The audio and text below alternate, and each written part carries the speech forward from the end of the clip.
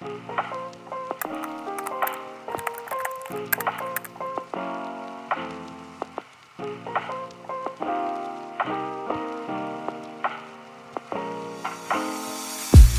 にちは、とばログです。今回はですね、ちょっと久しぶりにこういう感じで動画を撮っていくんですけども、今日はちょっとね、このオフィスルーム、僕が普段作業をしているこの部屋をもう少しだけちょっと使いやすく、DIY ほどはいかないんですけど、快適にしていこうかなと思っています。それでは早速行ってみましょう。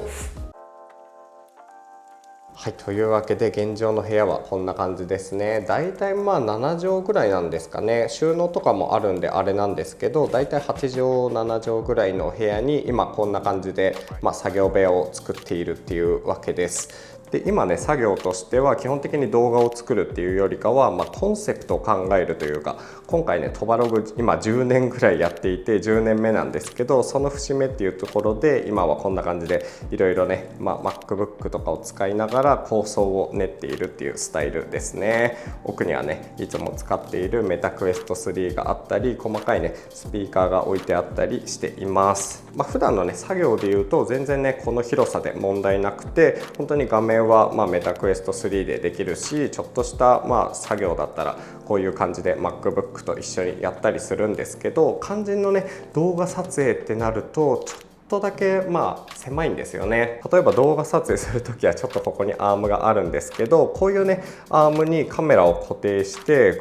ょっと雑然としてるんですが、これを、このデスクをここの目の前まで持ってきて撮影するんですけど、今までねやっていた作業とかがちょっとここではできなくなるので、置き場所が新たに必要になります。現状でいうと動画編集用の PC がここにね雑に置いてあったりとか、あとはこっち側にね置いたり引き出しにしまったりしてるんですけど、動画撮影をしながら、例えばこういうね、作業もしつつってなっていくと結構作業環境が狭いので、そこをね今回ちょっとクリアしていきたいなと思っています。本当に DIY ってほどではないんですけど、幸いこっち側とこっち側にねベッドサイドの収納みたいなのがあるんですよね。でここに荷物を置いてるわけなんですが、ここに板を這わせたら1個長めのデスクというか収納スペース兼作業スペースみたいなのができるんじゃないかっていうところで、ここにね板みたいなのをつけていこうと思っています。そんな感じで仮暮らしなので、そんなにがっつり DIY をしていくっていうわけではないんですけど、ちょっとね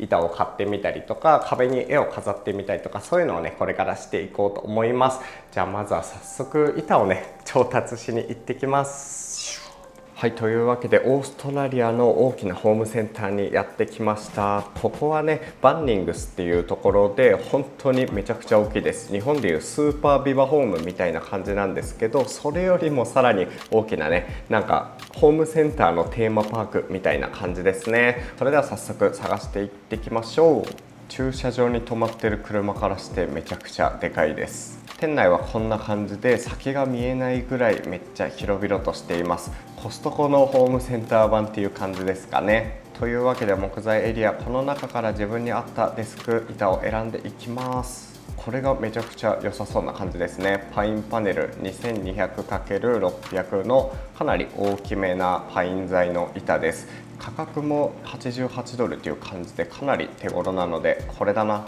足もこんな風に売っていて自分でデスクも作れます。はい、というわけで早速購入。めちゃくちゃでかい、車に乗るか心配な感じなんですけど、これを持って帰って早速デスクを組み立てていきたいと思います。はい、というわけで早速ね調達してきました。いや、めちゃくちゃでかかったですね。オーストラリアのホームセンター、本当にね何でも揃ってて、本当にドアみたいなのとか、あとシェルフをね作るための板材とか、そういうのもたくさん揃ってたんですけど、幸いにもねこのデスクというか机を作るための板がね結構いい感じにいろいろな種類売っていたので、今回はこちらを購入しています。こういう感じの修正材で、昔なんかね DIY して賃貸ででも書斎のある暮らしっていうのをブログでやってたんですけど、その時にもね使ったような感じのパイン材の 2.2 メートル ×60 センチ ×2.6 センチっていう板材です。めっちゃちょうどいい感じのやつがあって最高ですね。今ねビニールに包まれてるんですけど、この色味もすごい好きな感じで、それでいてこの長さでだいたい8800円ぐらいっていうところで、こういうね、ちょっとした DIY にはすごく手頃でいい感じです。逆にすごいおしゃれな感じとか真っ白い感じの天板とかやっぱりね加工がかなりされているから、本当に4万円とかして高かったんですけど、これがね一番ちょうどいいですね。じゃあ早速こっち側に収納棚を設置していきます。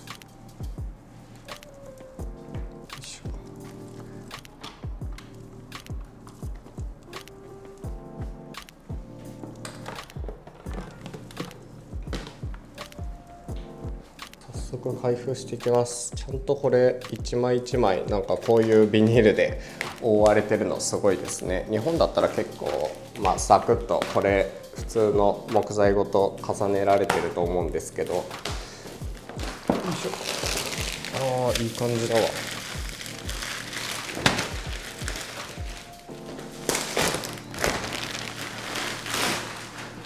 はい、こんな感じでめちゃくちゃいい感じの色です。本当に何の塗装もされてない無垢材なので、このままね置いとくと経年変化していく感じだと思うんですけど、現状は結構ナチュラルなホワイト系で、色の雰囲気とかも結構綺麗でいいですね。日本のねホームセンターで購入できる集成材もそうなんですけど、割とねエッジが本当にカクカクっていう角材のまんまなので、この辺ねデスクとしてもし使う場合はやっぱり紙やすりとかでこの辺削っていった方が、ここの辺が肘のあたりがね痛くならなくていいのかなっていう感じがします。トバログの場合基本的にはデスクっていうよりかは物置というか、ここにパソコンをね置いたりしながら、メタクエスト3で作業するとか、そういう感じの使い方をしていきたいので、一旦もうこのまんまでいいかなっていう感じです。早速乗せてみよう。ビニールがないとめっちゃツルツル滑るから気をつけないと。ほっ、よいしょ。若干ここが飛び出ちゃってる感じあるけど、めっちゃ収納としてはいい感じです。動画で見る分にもかなりいいんじゃないかな。若干ねここ1センチ2センチぐらいね飛び出ちゃってる点がやっぱりね気になるといえば気になるんですけど、本当に無加工でこのまま裾直しみたいなことをせずに、このねぴったり感というところはかなりいい感じです。あとここがね本当はできればここからここまで長さがあるものを使いたいんですけど、一旦ちょっとノコギリとかをねさすがに買うのもあれなので、これでいい感じかなと思います。もう少しねもしすごい気になるのであれば、これと同じ厚さのものを買って、もう少し短いやつを買ってちょっとカットをしてここにはめ込むっていうスタイルになるかなって感じですね。でもここに本を置いたりとか物を置けばそんなに気にならない気がする。で現状だとちょっとね長すぎて、この感じだとねたわんでくるんですよ。多分この下が支えきれなくて、実はねこの間 IKEA でこういうね可変式長さが変えられるタイプのオーロブっていう足をすでに購入しているので、これをね1本間にこうかませていきたいと思います。そうすればかなりいい感じの、重さにも耐えうるような収納になる気がする。IKEA の足とかって意外とねIKEA の中で完結するデスク用のねアイテムだと思われがちなんですけど、こういう感じで自分でホームセンターとかで集成材買ってきたりとか、あとこだわりのある人だったら、天然木の一枚板とかを買ってくれば、これでね直接ここにこういうプレートをガシッと刺してこのままデスクにするっていうこともできるので、そういう汎用性がある感じで使えるし、価格もこれ1本1000円とかそのぐらいで購入できるので、かなりねそういう使い方はありですね。今回ね購入したオーロブっていうやつは、これねスタンディングデスクまではいかないんですけど可変式の足なので、こうやってくるくるとネジを回した後にこうやって引っ張ると、最大どのぐらいだっけかな、このぐらいまでか、最大90センチぐらいまで伸ばすことができます。だいたい60センチぐらいから90センチぐらいまで伸ばせるから、例えばこういう風にね DIY で足の長さを決められないみたいな、自分で決められないような場合だと、この可変式の足があることでちゃんとねフレキシブルにをくっつけることができるから、そういう意味ではかなりね使いやすい足なのかなって感じですね。とりあえず今回はこれ1本購入してます。余談なんですけど、オーストラリアの IKEA って多分ね1回日本に来たものがそのままオーストラリアに運ばれてる気がする。普通に IKEA ジャパンだもんこれ。すごまずはこの収納棚の位置を決めた方がいいですね。おそらくここが真ん中なのでグイッと来て、この辺が真ん中かなと思います。で真ん中でだいたいどこに体重かかるんだろう。だいたい手前側に体重をかけることが多いと思うので、比較的この辺とかに設置する感じかな。置くとなるとここに印をつくよ。よし、こんな感じです。本当はね多分ここに穴を開けるためのドリルとかが必要なんですけど、一旦ちょっとそれが手元にないので、これだけでできるかどうかっていうのを試していきたい。このなんか弱い感じのやつでいけるのかな。ちょっとトライですね。何事も。あ、すごい、このサイズの両尾のやつでいけそう。すごくないですかこれ。これでいけたら安泰です。このサイズでこのパワーでいけちゃう。すごっ、完全にちゃんとこのちっちゃめのインパクトではいけましたね。これは良かったわ。なんかドリル買わないといけないかと思ったけど、やっぱいけてよかった。最高で、これでぐるっと回して、ここのステッカー後で取れるかな。ちょっと IKEA のやつってこのステッカー意外と取れないんだよな。なんかちょっとこれ後で取る。でだいたい高さも合わせてるので、ちょっとこれね今どこにつけるか迷うんでまだつけられないんですけど、これをケーブル収納みたいなのも購入してるので、充電する時はこれをねこの下とかに充電スポット AC とかなんかUSB 充電器みたいなのを重ねておいて、これでここに置いて使うっていうのもできそう。これはこの両尾のおかげでちょっとね選択肢が広がりますね。このデスクの裏、足ができたことでこの裏に装着が完了で、長さをある程度整えれば完璧だと思います。ちょっとだけこう上げようかな。オーロブの難点は高さをね合わせるのがめちゃくちゃ大変。だいたい高さ70センチぐらいだと思うんだよね。で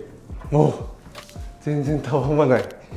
いいですね、全然たわまない。これで収納棚が完成しました。ちょっとねここのところとかがズレとかなんか傷になるのが気になるので、後で地震対策用のなんか粘着マットみたいなの売ってるじゃないですか。ああいうのをここに貼ればかなりいい感じの、収納棚兼ちょっとしたこういうのを置くためのデスクに使えるかなと思ってます。これはめちゃくちゃ熱い。こんな感じで今ねメインで使っているデスクと、あと収納棚兼ちょっとした作業用のデスクとしてこちらが完成しています。これは例えばどういう風に使うのかっていうと、今ね、ここだけで動画の撮影も、編集とか作業も行ってるんですけど、やっぱりこのスペースがない、パソコンを置くためのスペースがないっていうところで動画を撮影する時は、例えばねこういうところにこう PC を置いておいて、ちょっとね、撮影しながらなんかできた絵を見てみたいとか、編集しながら撮影をねしたいっていう時は、ここのものとかを全部やっぱりこんな感じでどかしておいて、でここをこんな感じにしながら、このね、撮影用のデスクはまっさらに使えるので、この上でこうやって物をねレビューしつつ、こっち側で確認をするみたいな、そういうことが本当にねやりやすくなりますね。はい、今こんな感じで実際にね動画撮影モードになっています。今までだとこのね作業用のデスクだけだと、ここで動画をこうやって撮る時にいろいろなものをねこうどかさなきゃいけなくて、結構それが大変で、割とじゃあパソコン置いたらどうするみたいな感じだったんですけど、今回この棚を作ったことによって、こっち側にねこうやってじゃあちょっと置いてた PC とかそういうのはこの辺に置いて、ちょっと撮影した素材を確認しながらこういうね普段使っている HHKB とか、そういうのがここに置けるようになりました。本当に普通に作業するだけだったらこれだけで全然いいんですけど、本当にこれは YouTuber ならではの悩みというか、撮影用と編集用のねデスクみたいなのが必要だったので、これはすごいいい感じです。でここに椅子をこうやって持ってきてもめちゃくちゃいい感じじゃないですか。この雰囲気なんかね、この今まで黒と白ベースだけだったところにこのねナチュラルな天板が来たことで、よりなんかデンマーク的というかちょっと北欧っぽい雰囲気に仕上がりますね。なんかこのデスクでこうやって作業しても良さそうで、ここにちゃんとこれがあることでたわみにくくなっていてずれにくいというところで、この感じはすごいいいわ。でこれはね幅広いけどスタンディングはできないので、その辺もねこれと一緒にこう組み合わせしやすいですよね。これが本当にこの両脇の収納が最初からあったとはいえ8000円ぐらいでできたので、この感じはすごいありがたいです。日本でもね多分こういう修正剤5000円とか6000円ぐらいで購入できるので、例えばこれに対してさっき紹介したようなこういうオーロブとかでね、これを5本ぐらい購入すれば本当にここの支えがなくても安定したテーブルとして使えるし、実際僕もそれでしばらく 2,3 年ぐらい作業していたので、そういう使い方もかなり熱いのかなと思います。はい、という感じで昔ねブログでも紹介していたんですけど、本当に修正剤とこのちょっとした足をつけるだけで簡易的なねデスクができてしまいました。DIY でねこんな感じで気軽に作るとだいたい1万円ぐらいでね収まることができるので、これは結構おすすめです。ただ一方で、これ自体ね結構日本で売ってるホームセンターの修正剤とかもそうなんですけど、無垢剤なんですよね。塗装とかがされていないので、こういうね水滴とかがつくと結構シミになっちゃったりするから、それが気になる人は例えばなんかニスみたいなこうワトコオイルみたいなやつがあるんですけど、そういうのを塗って自分なりにねちょっとダークっぽい感じに DIY してもいいし、今はねこのオーロブっていうやつ使ってるんですけど、例えばフレキシスポットのちっちゃめのねスタンディングデスクの足とかをつければスタンディングもできると思うので、その辺結構いい感じかなと思います。であとね修正剤の場合、本当既製品よりもね気軽にこうやってネジとかビスとかを売ってこのデスク裏に収納を作るっていうこともすごいねやりやすいので、その辺ね例えばこういう感じの、ケーブル収納とかをここに置いて、ケーブルをね見せないように、隠しながらねこうやって作業するっていうこともすごいしやすいのかなって感じですね。その辺自分で作るのはめんどくさいけど、安く済むし、かつねこういう風にいろいろとカスタマイズ性、自分の部屋に合った感じでカスタマイズできるっていうところがやっぱり、こうやってね自分でデスクなりこういう収納棚を作るメリットって感じですかね。今回はトバログこういう感じでやったんですけど、ぜひねブログの方にも昔こういうのを作りましたっていうのをやっているので、ぜひ概要欄からそのブログにも飛んでみてください。というわけで今回の動画終わりにしようと思います。というわけで気に入っていただけた方はぜひチャンネルボタンといいねボタンをお願いします。というわけで次の動画でお会いしましょう。トバログでした。